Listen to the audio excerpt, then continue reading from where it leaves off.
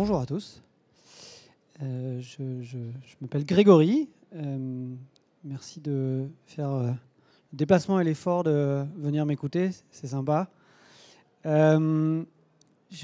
remis le titre pour que tout le monde soit d'accord sur qu'il n'y ait pas de confusion sur la conférence à laquelle vous assistez.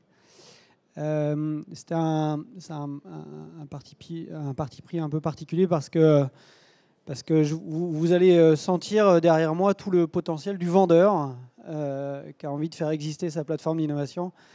Mais je vais essayer de le faire subtilement, voilà, pour que ça vous apporte quelque chose, pour que ça vous apporte un peu de matière et un peu de vision. Donc voilà, on va faire ça ensemble. Donc oui, désolé, je vais faire un peu le vendeur. Désolé, j'ai peut-être bouclé les dernières modifs il y a 7 minutes, donc s'il y a des coquilles, c'est probablement un peu de ma responsabilité. Désolé si j'enfonce des portes ouvertes sur certains. Dans ce genre d'événement, on ne connaît pas pas précisément l'audience, donc on a forcément des gens pour qui je vais traverser des évidences et d'autres pour lesquels je vais parler un autre langage. Donc pardon si tout le monde ne trouve pas tout à fait sa place ou le sens, mais je vais essayer de faire au mieux. Donc je l'ai déjà dit, moi ce que je veux c'est juste vous donner un peu de vision et puis un peu d'envie en fait. Évidemment, je le disais, c'est un tuto qui est orienté parce que moi derrière je porte un sujet lié à ces logiques de plateforme d'innovation. Mais si vous ressortez avec un peu d'envie voilà, de me parler, de découvrir, de venir voir, etc., c'est que le job est à peu près fait parce que vous saurez vous-même le connecter avec vos enjeux et vos problématiques d'innovation dans vos entreprises. Donc moi je suis Grégory Tibor, je suis le General Manager du Palace. Je vais revenir 2 secondes là-dessus. Je suis aussi entrepreneur par ailleurs. J'ai fait longtemps des métiers d'agence, donc une agence qui existe encore, mais sur laquelle je suis en transition. Et puis mon mail et mon Twitter, si vous avez besoin de rentrer en contact avec moi. Je fais très vite sur le Palace, mais comme ça, vous le saurez, il n'y aura pas de tabou. En fait, on a ouvert là, en janvier, une plateforme d'innovation. Donc c'est un vocabulaire qui s'installe. Je vais redéfinir. Et on l'a installé aux 4 rue Voltaire, tout près de la place Garlin, donc vraiment au cœur du centre-ville. Le pitch, c'est qu'on est un tiers-lieu. Et en fait, on réunit sous le même toit un mix de populations. En fait. Évidemment, le cœur du dispositif, c'est les porteurs de projets innovants. Mais à côté des porteurs de projets innovants, qu'ils soient start-up, PME, grands groupes, on met toute une communauté, tout un réseau, on fédère tout un réseau d'accélérateurs, d'écoles, d'investisseurs, etc. Et tout ça est porté par une communauté d'entrepreneurs parce que c'est un projet collectif. Il y a en tout et pour tout une quarantaine d'associés, partenaires, actionnaires dans le dispositif, donc, et très essentiellement du Nantais. Donc c'est un projet très attaché à la région. Donc la promesse, c'est les meilleures connexions pour héberger en fait son projet innovant. Mais je ne vais pas aller beaucoup plus loin là-dessus. Ça, c'est les chiffres clés. Malgré tout, ce qui est important, c'est que là, on a quand même pour la ville, pour la métropole, mis une pierre importante parce que c'est un grand lieu. 3200 mètres carrés, c'est 350 résidents. À partir du mois de mars, on sera à peu près à 330 résidents, un truc comme ça. Donc, c'est une vraie nouveauté dans le paysage, même si on l'a monté sur les bases du Startup Palace qui avait déjà un historique et une expérience là-dessus. J'avance là-dessus. Donc, de quoi on parle aujourd'hui? Moi, j'ai juste pour poser des bases de vocabulaire, je vous ai reposé 3 éléments. Ah oui, j'ai mis des gifs. Donc, désolé aussi, j'avais oublié désolé pour les gifs, s'ils vous déconcentrent de mes propos, mais je ne peux pas m'en empêcher. C'est plus fort que moi. Il y a un mot qui revient et qui m'intéresse, c'est la logique d'hybridation. Pourquoi la logique d'hybridation? Je ne sais pas si tout le monde applique la logique d'hybridation, enfin, connaît la logique d'hybridation dans les processus d'innovation ou pas? Non? Très bien, découverte, formidable. En fait, l'hybridation, c'est un peu la fin c'est à la fois le Graal pour les processus d'innovation des entreprises traditionnelles, mais c'est aussi la fin d'un fantasme de l'innovation de rupture pure. Donc celle qui implique que, en fait, une entreprise traditionnelle devrait inventer le Facebook de demain. Vous savez, cette espèce de grand écart, en fait, où on ne considère plus le business model initial de la boîte et on dit transforme-toi, romps, disrupte complètement ton marché. Et je crois qu'en fait, on n'en est pas là. Et si on va plus loin, l'hybridation, c'est ça, c'est cette idée qu'on va chercher dans le business model d'une entreprise traditionnelle, enfin, où on va chercher de nouveaux business models dans le business traditionnel pour aller chercher des nouveaux revenus, des nouveaux marchés et une nouvelle place sur le marché. Ce qui est intéressant, c'est justement l'hybridation, on en parle aussi au niveau européen, parce qu'on n'arrive pas à faire émerger un GAFA, vous savez, à l'européenne, un Google, un Facebook. On n'y arrive pas. Mais en fait, la chance qu'on peut avoir, c'est de s'appuyer justement sur ces terreaux de PME, ETI, grands groupes, qui vont innover de manière un peu incrémentale sur leur propre business model et créer des nouveaux business models à partir de ça. L'hybridation, c'est ça. On ne révolutionne pas, on s'appuie sur les fondamentaux et on va créer des innovations incrémentales au service de son propre business model initial. OK ? L'open innovation, j'imagine que ça, c'est peut-être un vocabulaire qui est plus populaire au sein de... Oui, il y a un nouveau GIF. Donc l'open innovation, c'est on ouvre ces processus de R&D à des acteurs externes. La caricature veut qu'on les ouvre à des startups, mais en fait, c'est pas que avec des startups. On a le droit d'innover avec d'autres boîtes.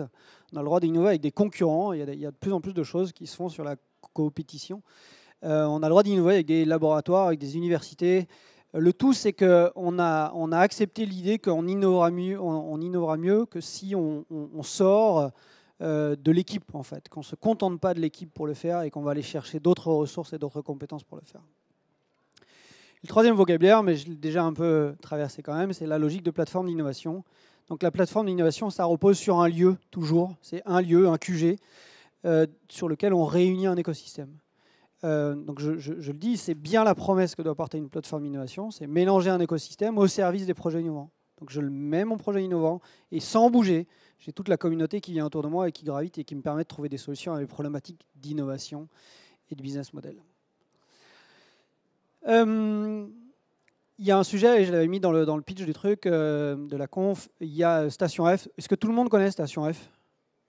Ouais, à peu près.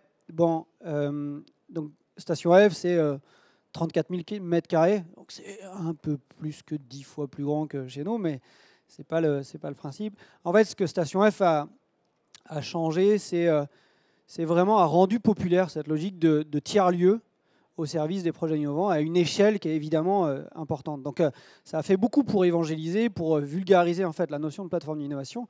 Et si vous regardez certains articles de presse, nous on parle souvent de notre projet comme ça, c'est-à-dire une espèce de mini Station F à la nantaise.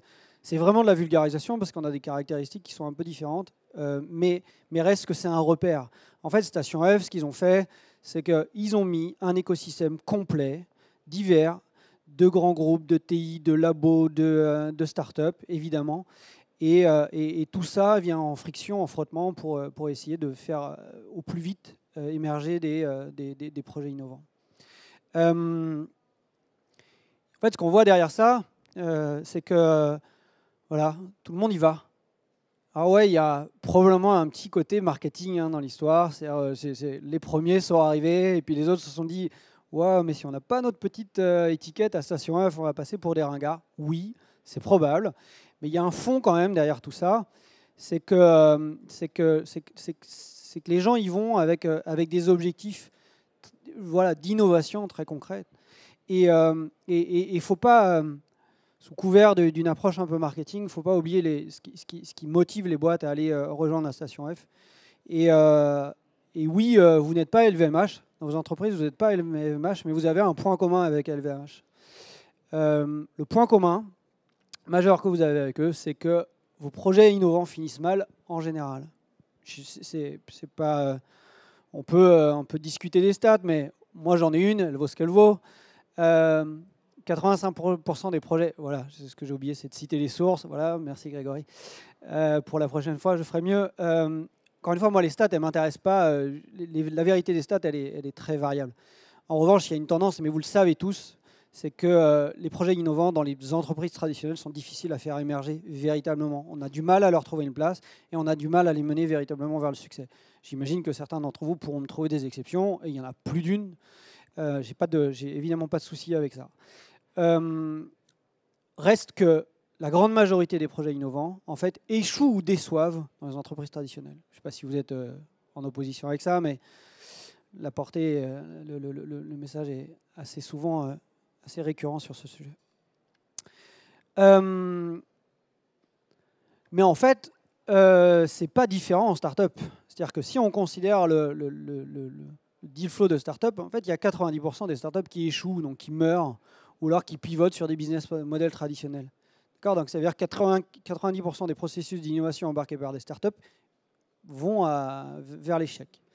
Est-ce que, j'ai un petit indice, mais est-ce que vous savez, enfin, en tout cas, de mon point de vue, ce qui caractérise une startup, donc un projet innovant dans une startup, d'un projet innovant dans une PME ou dans une ETI? Il y a un indice dans le titre, c'est qu'en fait, une startup, elle sait quand elle va mourir. D'accord ? Elle se bat avec son cash flow pour dire, OK, je sais que dans 6 mois, si je n'ai pas mes premiers clients, je suis mort. Si je n'ai pas trouvé mon business model, je suis mort. Et ça, c'est une différence, une caractéristique très particulière, notamment quand on compare à des projets d'innovation portés par des PME ou des ETI, ou par des grands groupes. C'est qu'en fait, dans vos projets d'innovation PME et ETI, vous ne connaissez pas la date de votre mort. C'est-à-dire qu'au pire, la maison mère, ou en tout cas le groupe, la boîte, remet un peu d'argent pour prolonger l'expérience, pour prolonger le parcours du projet innovant.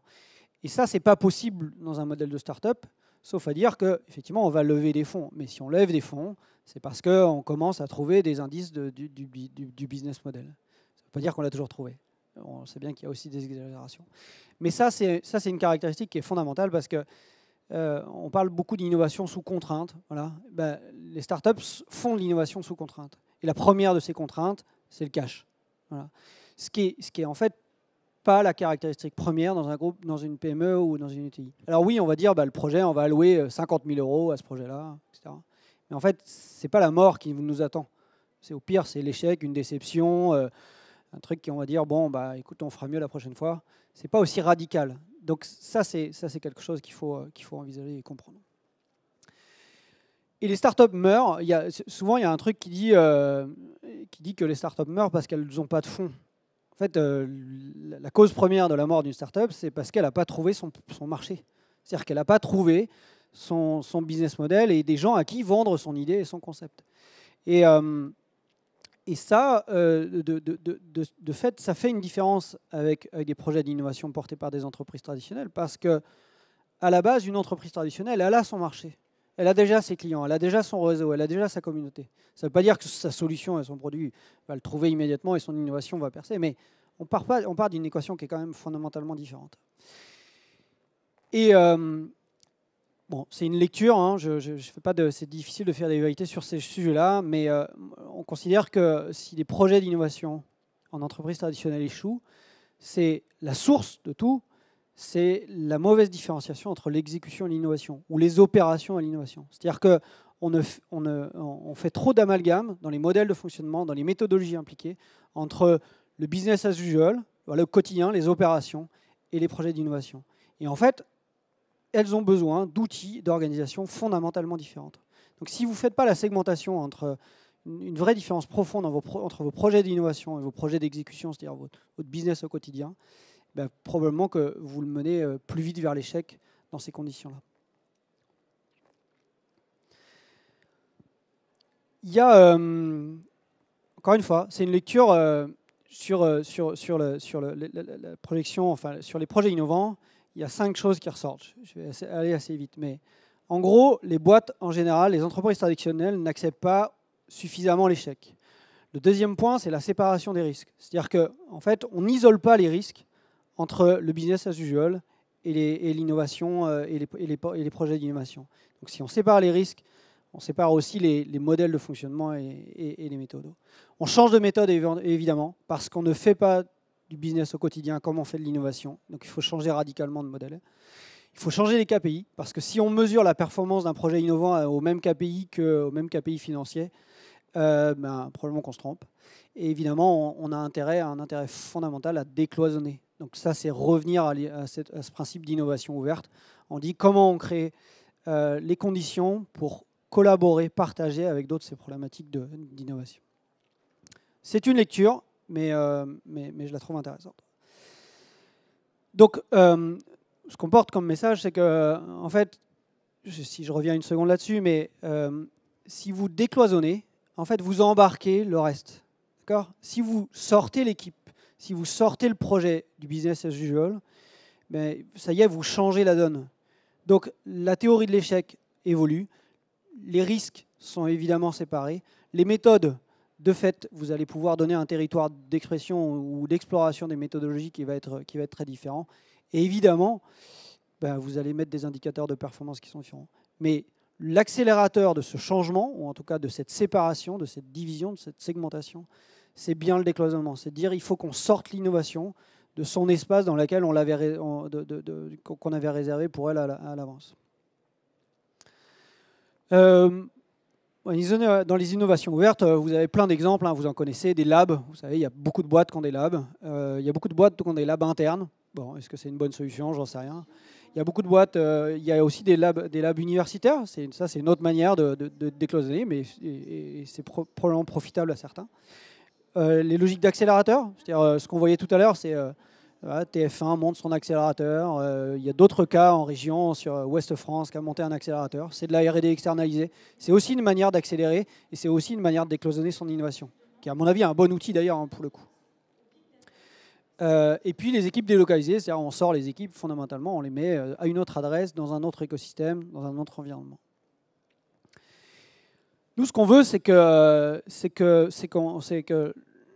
soit dans une logique de collaboration. J'ai piqué un slide à quelqu'un dans la salle. Comme ça, il y a les petits, chacun a son historique. Moi, je trouve que cette slide est intéressante. Donc, c'est l'espace, la créativité et la communauté est égale à l'innovation.